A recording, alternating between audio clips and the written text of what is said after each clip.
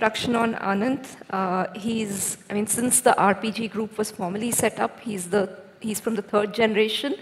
But of course, the Goenkas have been in business for over seven generations. RPG Group turnover over 4.4 billion, and Mr. Goenka here himself is the vice chairman of the group, as well as of two entities, CEAT and Zensar. And the interesting thing is, after Anant Goenka took over at CEAT, the company saw its market cap expand from about 50 to 60 million to over a billion, 1.2 billion in fact. So we'll talk a little bit about how that came about and a little bit about how leadership decisions impact decision making, so to speak. So and I actually want to start from the beginning. Your first job was at HUL, and then you took not entry-level jobs, so to speak, at CEAT and Zensar. Or KEC, I think KEC. So how did that come about? What was the thinking? And how did you graduate from there into a leadership role? So I think we looked at my role as, I thought of working in areas where I could really build my skills right in the beginning. And I think there was no better training ground opportunity than HUL that I got. I looked at various other options. I thought of consulting, I thought of banking, I thought of companies like HUL, and then HUL worked out, and I think it was maybe an excellent opportunity for me. I was a business leadership trainee there initially. We spent about 3 months. We had to spend about 3 months in different roles, and I would say spent 3 months in the factory working night shifts, spent another 3 months in rural India implementing Project Shakti and other sales opportunities in various villages around Madhya Pradesh.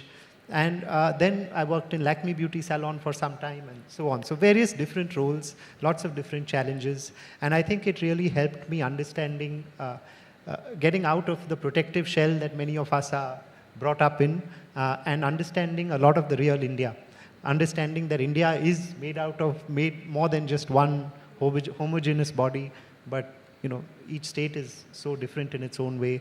How people are really living on the ground in terms of the lives of a territory leader, the life of the person on the shop floor, working night shifts and so on and so forth. So I think that is what I really found very useful. Then when I joined CEAT, I joined as territory leader sales, moved on to a regional manager role where I looked at areas such as Jalgaon, Talegaon and different areas, and then grew to a larger role of looking at a smaller SBU, moved to a head of supply chain in KEC, and then eventually deputy MD and MD of CEAT in about 10, 12 years' time. Yeah.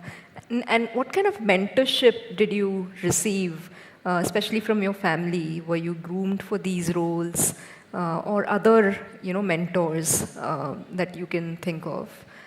Yeah, I think as a result of so much change, I had many bosses. So I'd say each boss was a mentor for me, whether it was the managing director of CEAT, Paras Chaudhary at some point of time, or the leader in KEC.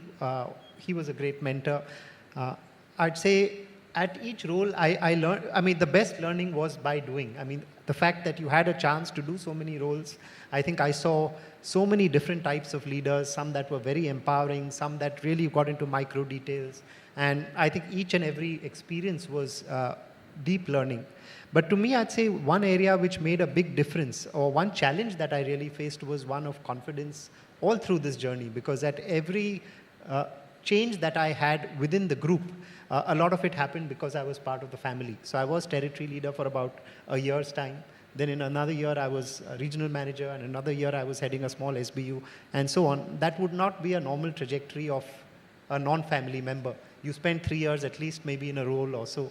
So I think to that extent, what helped was I learned a lot, but I think where I lost out was a little bit on confidence, because I knew I was growing because of being a part of the family. And I think that stayed with me nearly for about 12, 13 years. I started my career in 2003. I'd say I really got confidence in myself about 12, 13 years later, after I saw good success in CEAT. till then, I was always doubting myself. I would have people who were far more senior than me reporting into me. I would have the head of R&D, head of marketing, 20 years, 30 years experience. If they disagreed with me, I would always doubt who is right, because I'm this kid with, as an MD at 32, 33, and you have a 50-year-old who has so many years. So how do you balance that? And I'd say one mentor or one leader I had was one of my Kellogg professors who kind of said two things. One is largely, he just said, everything is common sense. Common sense is a little less common. This is a well-known statement, but I think it was just something simple that stuck with me. And the second was kind of just do the right thing. Sometimes you'll get a lot of noises, a lot of views, different perspectives. But as long as you're doing the right thing, it's okay. You may be wrong. So I kind of looked at those couple of simple messages as my guiding lights and tried to do as much as I could the right thing. But I'd say the confidence aspect came only at a much later stage. And that's a very insightful thing, because most of us suffer from bouts of lack of confidence from time to time. Specifically, would you say there are certain coping mechanisms that people should, how do you mentor your team members, for instance, on how to overcome that, maybe bout of lack of confidence while doing something? I can share with you one example of mine. I'd say that one of the biggest fears that I had in my life was public speaking. I would hate going up and speaking, to the point that I nearly didn't want to take up the role of managing directorship, because I knew I would have to do town halls, speak to investors in groups and so on. And I was like, I used to have that kind of fear where you'd rather die than go up on stage. So with that kind of fear, I was like, I just don't want to do this. And I know that I had become deputy MD of the company, and we were having a town hall. The MD was there. He was going to speak. I was pretty chill because I knew I didn't have to do anything. And then at 12 o'clock, the town hall was at 2. I had just joined a few months ago from KEC to CEAT. And at 12 o'clock, he says, I'm not feeling well. I'm going home. You're the next in line as deputy MD. Why don't you come up and speak? And I'd say my heart sank. I was like, my worst nightmare has come true. And I had to come up on stage. I tried my best. But I think at the end of it, I felt, okay, it was not as bad as I thought. And I think it was just peeling of the onion. The next time, I would keep trying. I would by heart speeches sometimes. I would find different ways of speaking. I went through training myself. So it was those practices that kind of gave me confidence over time. And then it became a part of routine, because I had to do it now. Maybe once in a few weeks, I would speak up, and it became part of life. And now you're an expert, pretty much. If we can move on to, your CEAT years. When you took over, the company was at a certain stage, and then, in over 10 years, you sort of expanded.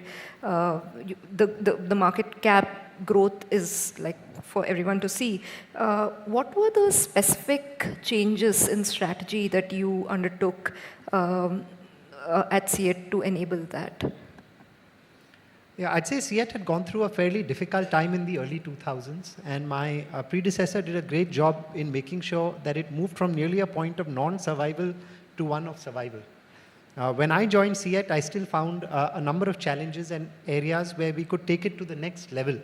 And I found a few things. One was our debt equity was still 2:1, which means we didn't have money to further invest in the company in anything big that we wanted.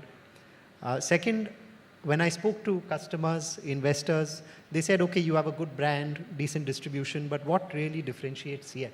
It's a tire company. Consumers, many of them don't even know what tire they use. So what's your story? How will you differentiate yourself? And we didn't have a clear answer on that. I'd say we also didn't have a clear vision for the company. When I went and asked people, what is our goal for the next 5 years? They would say, our budget is to grow by 10% next year, but there's no long-term goal. And when I found something, it was like, okay, increase value for all stakeholders and shareholders and customers. But it was so generic that nobody knew some of that. So we got a group of about 100 people in the company together. We created our vision. We thought about how will we differentiate ourselves, and we said, let's look at winning in one category of tires. We are there in two-wheelers, passenger car, truck, and all of that. We were ranked 4th in the industry out of 5 players, and we were 4th, 5th, 6th, kind of in nearly all categories. So we weren't winning anywhere. So we said, let's look at winning in two-wheeler segment. That's an area we find that we have potential to win in, and we decided to focus on that. We again went to the customer and asked, what is your biggest need? And they said, grip on the road. Road pe pakad acha hona chahiye. And based on that, we decided to launch a new range of tires. We called it C8 Grip in a way, and that was simple. We also, through insighting, found that customers, that everyone felt they were a good driver, but people in India are not good drivers generally. And they said, we came out with this campaign called the Idiot Safe campaign, which said that the road is full of idiots. Use C8 tires for good grip to protect yourselves, because two-wheeler, you can have a fatality if there's accident. So that clicked with the customer in some way. And the biggest change we made was on distribution. So again, a salesman's behavior is a lot on the value that he sells. A truck tire, for example, is 20,000 rupees a tire. You have 10 tires per truck and multiple trucks with one owner. So the ability to sell truck tires and realize your value is much higher, whereas a two-wheeler, you have to sell in rural India. A small mechanic may buy 3 tires per month or 10 tires per month, much lower value. So we had to change our entire distribution network, and we found that if companies like HUL can sell a 2 rupee sachet in the smallest of villages, why can't we sell a 2,000 rupee tire? And that's where we looked at building out our distribution. It was a very long, nearly 4-5 year journey. And we moved from about 3,000-4,000 sales touch points to about now 30,000 touch points in two-wheelers. So that put us far ahead of competition, and we were able to gain market share. The biggest change that we made was a lot on culture, I would say. And that we learned from the concept of total quality management. So some of us leaders went to Japan in the early years, I'd say around 2010, and we found that we are not possibly running in the best way. Our factories were not in a great state. Trust between workers and management was not great. We were firefighting all the time. Financials were not great. And when we went to Japan, we found companies like Sony, Toyota, Denso, Hino Motors, and we were like, wow, these factories are just absolutely incredible. We learned a lot from them. We spent about 10 days there, in few days in the classroom, few days factory visits, came back, and we decided to adopt TQM as our way of doing business. And that is what defines, I'd say, the culture in CEAT today. TQM was something that was adopted by a lot of the Japanese companies post-World War II, when it was when Japan was in shambles. Some of these leaders like Edward Deming, the Toyota founders, etc., came up with a way of doing business which says business results are very important. Customer is at the heart of doing business. You exist and invent for the customers. Systems and processes are extremely critical to achieving these goals that you're looking at and customer satisfaction. And fourth, people capability building through total employee involvement in improvement activities and problem solving are key. So these are 4 kind of principles that we looked at adopting, which I'd say defines the culture and values of CEAT. I'd say the strategies can undergo change, but the culture is something which we strongly believe in. Today, if there's any doubt in anyone's mind that, okay, I'm going to lose profit here, but the customer is going to be happy, people will veer towards customer happiness in CEAT. So I think those were some changes that we made, which resulted in, I'd say, a market share improvement from about 10 to 30% in the two-wheeler space. We were ranked number 1 by JD Power in customer satisfaction amongst other tire players.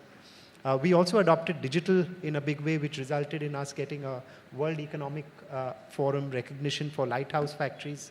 And our ranking globally, we were the largest shift in ranking from being the 30th largest tire manufacturer to about 18 over this period. So we saw a substantial shift because largely I would attribute it to the culture change in the company. Right, right. How long do you think that culture change took once you started implementing it? It took us about 7-8 years' time. Okay. Yeah, it was a long journey, a lot of doubt, a lot of questions that were being asked. How long will this flavor, how long will this initiative last? Maybe we'll go back to our old ways of working. So I think those were... and was it a straight up curve or... No, not at all. It was up, down, up, down. I think the good thing was that there was a consistency in the leadership.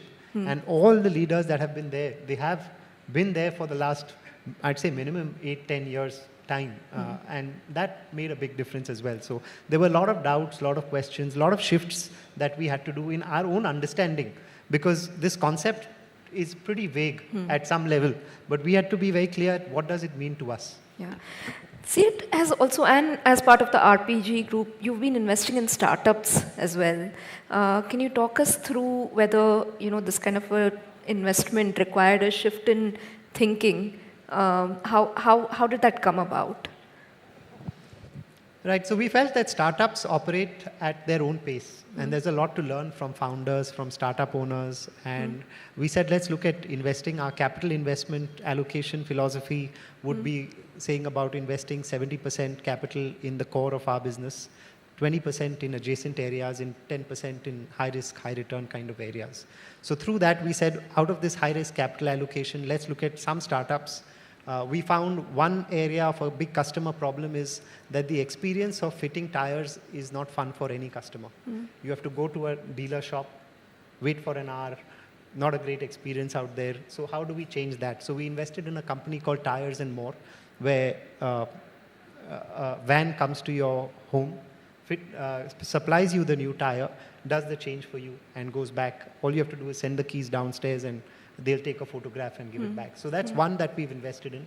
I'd say the second is on, we have a large base of fleets who are our customers, and the biggest issue that they face on a cost side is fuel cost. So we worked on, with sensor prices having come down, can we put in sensors in the fleets and look at providing them with data on driver behavior, on maintenance of their fleets, etc., to bring down the fuel costs. So these are some, I would still call experiments that we are undergoing. I'd still not say that they are all very successful, but we think we are learning a lot through the process.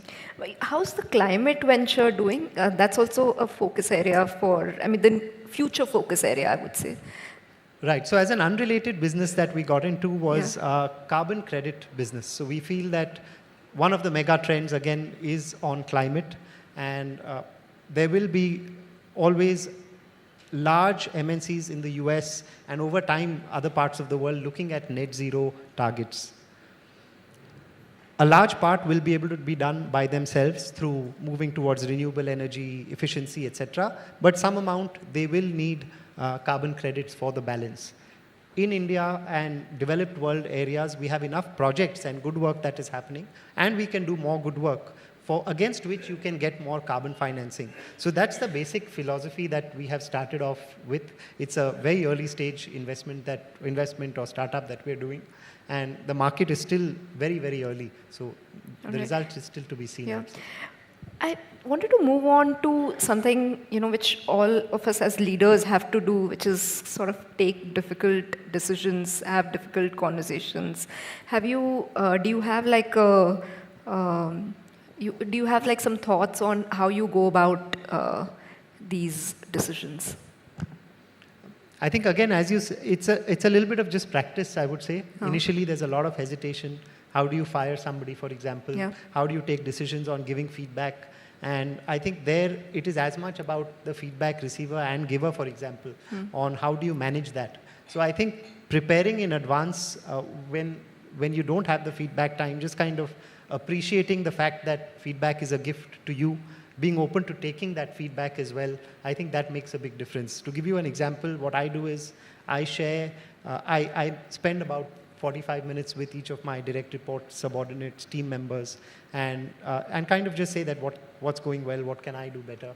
I summarize that and I send them an email, kind of just saying these are the goods, these are the areas of improvement, and these are the things that I'll work on. And I think the idea is that it's just to get them also to appreciate and kind of say that we can work on some of that. So I'd say it's, again, initially I was very hesitant as well. There was always some defensiveness in taking feedback, but I think as you practice, you get better. Better at it, yeah. I was wondering if you had any leadership philosophy. You mentioned the TQM framework, but in terms of your values, would you say you're fairly collaborative as a leader, or do you have a different style?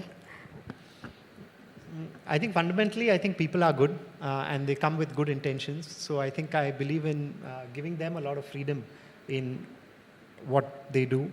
I'd say that at the position I am, I have a few CEOs that report into me. So in a way, they're all very intelligent, and I don't think there's too much interference. My goal is to get out of their way, help them take out obstacles, and do some amount of selling for them. I mean, in terms of, at my position, I'll have access to customers in some way, which they may not have access to. So I spend some time on that. But I think values is very, very important to me personally, and I spend a lot of time on that. So I shared with you a little bit about TQM and CET's belief systems, but I'd say at a group level, we've defined our values to be unleash talent, touch lives, outperform, and be happy. So within those value systems, we think a lot about how are we living that. On unleash talent, are we the number one place where people are happy working, for example? Second is diversity. Do we have enough gender diversity, and over time, other kinds of diversity as well? So we've defined these into clear metrics, saying that what does unleash talent mean for us? What does touch lives mean for us? Are we number one in customer satisfaction, for example? Touching lives would also mean, are we doing right for the environment? Are we purpose-led? And outperform, we have metrics of ROC, How would you... market capitalization and business excellence. So these are, say, 6 or 7 metrics that I look at measuring. To drive that change in values, I would say I use a 4-point checklist. One is, am I role modeling the behavior that I want to see in the people? Second is, are we communicating the change that we want to see? Are people very clear and understand that change that they want to see? The third is, have we put it in the right systems and processes of the organization in terms of reward and recognition systems, penal systems, performance management systems, etc. And do we have the right talent and capability building that is there to see that change that we want to see? I was interested in the 4th point, the be happy point. How do you assess the being happy of it? Right. I think it comes in through a lot of storytelling in some way, sharing stories of what is happening in the organization, actually trying to behave in that way. And by happy, it's not just the happiness that you get on the surface by having an ice cream, but it's more about work-life balance, actually making sure that people are living a life of purpose. We're taking care of families. Families are happier at some way. Are they feeling valued? Are we investing enough in their learning and growth, for example? Are we giving them freedom to work the way they want to work, and so on? So I think happiness is more felt in the smell of the place when you go there. I'd say out of all the people who leave us, nearly about 50% people want to come back after some time. So I think that share is fairly high. And measurement is done. We do have a survey that we have a happiness survey where we see a score and we work towards improving and getting feedback on that. Right. I mean, you mentioned work-life balance. What is the ideal approach? Like, we've had a lot of leaders say that they'd want employees to work 70 to 90 hours. What has your outlook been towards that? I think each person has their own style in some way. And one thing which a professor taught me in college, which I think is useful, is he said, break up your life into 5 parts. One is family, health, work, friends, and maybe spirituality and giving back. Put a percentage on each, on what is important to you. And put an actual percentage on how much time are you giving to these 5 activities. And you'll realize that there are some gaps in terms of what your aspiration is and what you're actually living. And through that reflection process, can you keep tweaking that change? And you can keep thinking about it every 5 years. Your preferences change, your own desires change, and everyone has their own way. So I found that to be pretty effective in terms of how I practice it. But I think it comes in also in a lot of micro habits that we have as people. For example, for me, having some alone time to think is very important. So I make sure that the first 1 hour of every day, I'm spending time alone, whether it's reading, thinking of planning the day, catching up on some pre-reads for meetings, etc. So that's one practice, for example. The other is trying to just get your workout done in the morning so that you're clear that you've done that activity. Family time, making sure I'm taking my holidays, weekends off, and so on and so forth. So I think it's about just having those micro habits of day-to-day management that you can plug in to your daily life. For example, I carry a change to work, and if I feel I've not done my morning workout, I jog home, because it takes 40 minutes by car or 40 minutes by jogging to go home. Because at of the least traffic. Pre-coastal road. Yeah. So to that extent, you find your own ways to practice. But I mean, this is a very, some would say, a very liberal way that you're advocating for your employees in terms of work-life balance. Do you sometimes get pushback from investors? Because the whole culture that we've built, the whole capitalism culture, is to sort of eke out as many hours, as we've seen in some public comments made by senior leaders of conglomerates. Is there a tension there in terms of whether you're, in terms of return on capital, or in terms of how much value you provide investors? Right. I think one thing we did think about some amount is that does success lead to happiness, or does happiness lead to success? And I think we found that successes often lead to short-term happiness. But if you can think about happiness as your way of life, success comes more easily to that extent. So I think we feel that happiness leads to more success. If you're happy or your people are happy, customers will be happy, attrition is lower, and those are the benefits. And I don't think it means that you have a free ride, that I want to spend 80% of time at home, and so you're doing well. You have to it will affect your growth, it will affect your promotion if you're not delivering on the results. So in the end, your results are very important, and you can't survive in the company if you're not performing. Yeah, we're actually at the end of our session, but I was wondering if you had any advice you would want to give young entrepreneurs who are setting out to build something, and on how they should lead their business or their teams. I'd say that one is think about working in your area of or zone of discomfort. I found that I did a lot of roles. I worked at Morgan Stanley, for example, in Hong Kong for some time. I did banking, and I found that I absolutely hated it. So I think to that extent, not the company, but I'd say doing banking was not particularly exciting for me. And I think it was a new geography for me. I didn't know the language. I found that the people there, not in the city, were not so friendly generally. So those were challenges that I faced, and I learned out of that. I also found that I worked at HUL, and I found it very fulfilling, but I experimented marketing, manufacturing, HR, and I was able to figure out my own areas of strengths and focus areas. So I think really going through some amount of the grind, going through and working in areas of discomfort makes a big difference. I'd also say young people who start up are actually time billionaires. If you look at in seconds, 1 billion seconds is about 31 years. So you are a time billionaire when you start off at maybe the age of 20 or 25. You have a good 30, 40 years to go in terms of your work experience. So at least, appreciate that. And I think that any money billionaire would give up their money for being a time billionaire. So appreciate that fact and look at that. I'd say also appreciate our next generations. I think our previous generations. I think there's a lot of wisdom that comes in from our parents, grandparents, and I think there's a lot to keep learning and thinking and imbibing from that and taking that forward rather than coming in and making change. You have a lot of time, so think big, think long term. I would just say these are some things that... Wonderful concepts. Can I invite questions from the audience for Sneha from Mint?